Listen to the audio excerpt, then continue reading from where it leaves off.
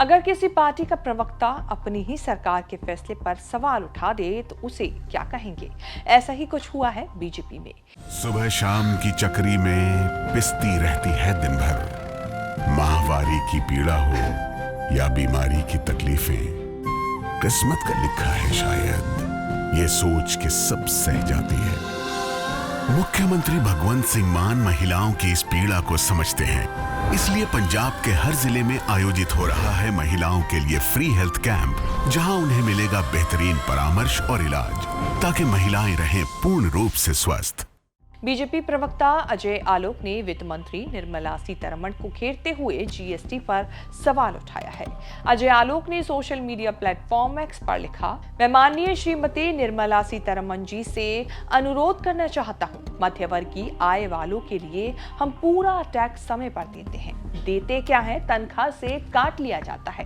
हमें किसी सरकारी योजना का कभी लाभ नहीं मिलता।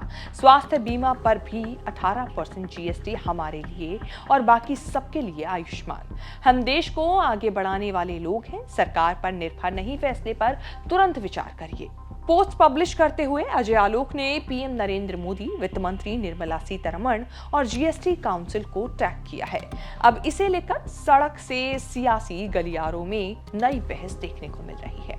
बीते दिनों टैक्स को लेकर मंत्रियों के समूह यानी जीओएम की मीटिंग हुई, जिसके बाद वित्त मंत्री ने प्रेस कॉन्फ्रेंस में कहा कि इस पर अभी फाइनल फैसला नहीं हुआ है। GOM on health insurance. In fact, I may suggest that I must inform that the chairman of that GOM, Deputy Chief Minister of Bihar, was for almost just before lunch he left. He was there in the morning session, and since he had to leave a bit early, he decided that the council take that issue up first, and he did say that after good work, it's felt that it requires more time, and therefore health insurance related GOM work also requires more time, so they have gone to take more time. GST council की बैठक में स्वास्थ्य और जीवन बीमा पर premium कम करने का फैसला टालने के पीछे वजह बताई गई कि इस पर और स्पष्टीकरण की जरूरत है।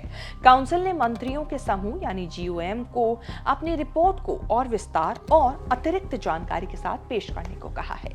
वर्तमान में स्वास्थ्य बीमा, टर्म लाइफ इंश्योरेंस और unit linked insurance plan 18% GST दर के तहत आते हैं। इस बीच वित्त मंत्री एक पॉपकॉर्न पर टैक्स लगाने के ऐलान को लेकर सोशल मीडिया पर ट्रोल हो गई, जब अलग अलग कैटेगरी के पॉपकॉर्न पर 5 से 18% तक टैक्स लगाने की बात सामने आई। इसे लेकर सोशल मीडिया यूजर्स ने निर्मला सीतारमण को जमकर निशाने पर लिया। There's a lot of speculation in the social media. अरे पॉपकॉर्न के ऊपर भी डाल रहे हैं टैक्स।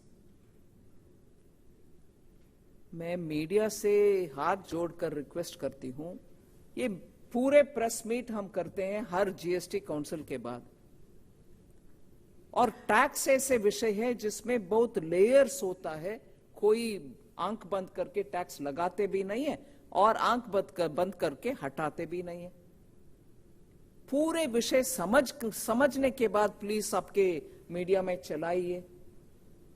पॉपकॉर्न के ऊपर टैक्स, मैं इसका पूरे पृष्ठभूमि आपके सामने रखना चाहती हूं। Salted popcorn, caramelised popcorn, plain popcorn, ऐसे स्टेट्स हैं जहां नमकीन के नाम में पॉपकॉर्न सॉल्टेड भी सेल होता है कि नहीं?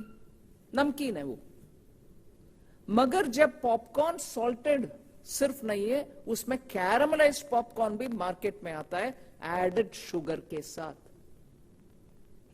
एडेड शुगर के चीज हर एक में रेट एक है, नमकीन के ऊपर रेट कम है। सो कैरामलाइज्ड पॉपकॉर्न का ट्रीटमेंट के ऊपर सब लोग विस्तार से चर्चा की। When you talk outside it looks silly, अरे पॉपकॉर्न के ऊपर इतना चर्चा चाहिए क्या?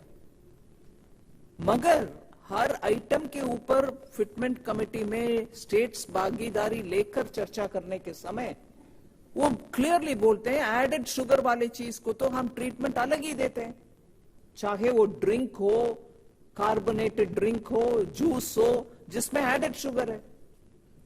इसीलिए पॉपकॉर्न का ट्रीटमेंट में जब तक वो नमकीन है, सॉल्टेड है, मसाला एडेड है, चटपटा मसाला है, चिली पाउडर है, कुछ हो, वो सब 5%, am I right?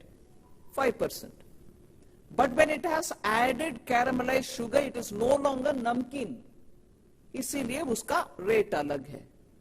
वित्त मंत्री भले ही इस पर सफाई दे रही हूं, लेकिन विपक्ष इस मुद्दे को जमकर भुना रहा है। साथ ही सोशल मीडिया ने भी इस मुद्दे पर वित्त मंत्री को जमकर निशाने पर लिया है। देखना होगा आने वाले दिनों में इन टैक्स को लेकर क्या नया अपडेट देखने को